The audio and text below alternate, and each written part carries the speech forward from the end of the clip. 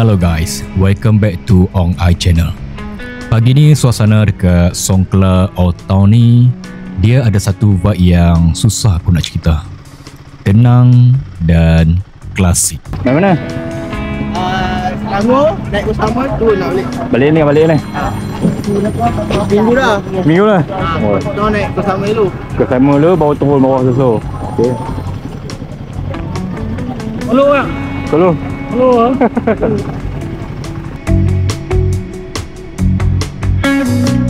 Hari ni misi kita simple. Dari Songkla Old Town kita nak menuju ke ketenangan laut, iaitu di Pak Bara Satun.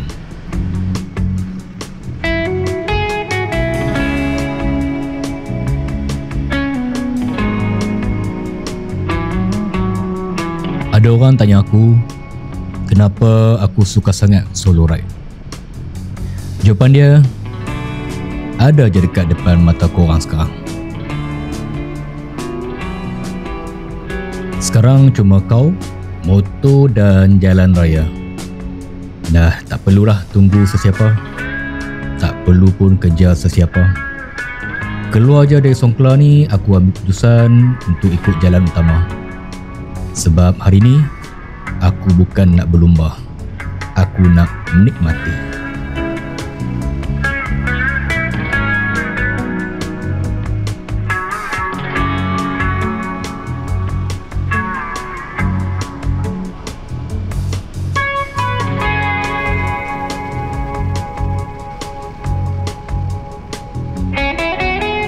So aku nak cerita sikit pasal jentera ni, iaitu Royal Enfield Himalayan 450. Jujur aku boleh cakap, dekat jalan lurus highway Thailand ni, karakter dia makin terselah. Dia bukan pasal top speed semata-mata, tapi pasal stability. Bila bawa santai macam ni, enjin dia rasa lembut. Suspension dia, memang tak boleh kata apalah. Jalan rata ke tak rata ke, dia layan je. So cuaca hari ni pun nampak macam menjebelahi kita. Redup, macam nak hujan kat sikit, tapi okey. Angin dia tolak dada pun tak rasa kuat sangat. Jadi inilah nikmat touring yang sebenar. Tengah sedap layan ride, mataku terpandang satu papan tanda, iaitu Wang Sai Tong Waterfall. Jadi hati aku tergerak nak singgah sat. Inilah kelebihan solo ride. Tak perlu bincang, tak perlu tunggu konvoi. Kalau nak rasa berhenti, kita berhenti. Jom.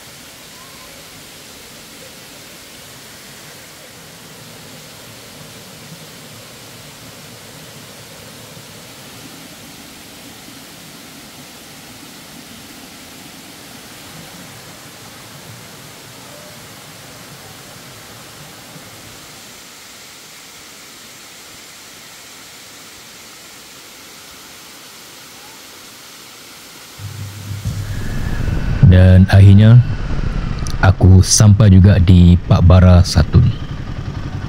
Dari Songkla Old Town ke Pak Bara ni perjalanan lebih kurang dalam 2 jam lebih. So ini adalah satu perjalanan yang penuh makna buat aku. So bila dah sampai tempat macam ni, jangan lupa ambil gambar dulu sebagai kenangan.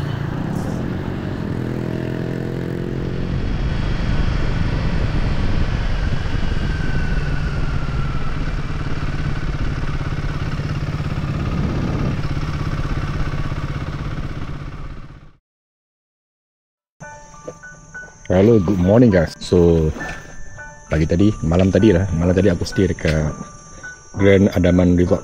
Grand Andaman Resort dekat area Pak Barah. So resort ni dia betul-betul berhadapan dengan pantai lah. So kawasan sini dia bukan dekat area Pak Barah sana, dia seberang. So dekat dengan kawasan Kampung Nelayan sini. Sebab apa aku stay sini? Sebab first time. Sebab first time aku tak tahu sangat dekat sini, jadi aku tengok mana yang ada bilik, aku check in je lah. Tapi yang sebab utama yang aku check in sini sebab dia berdekatan dengan Taman Negara lah. Taman Negara. Sebab pagi ni aku planning nak pergi ke Taman Negara dia, nak tengok dia punya view, katanya cantik. Okay, jom ni Taman Negara.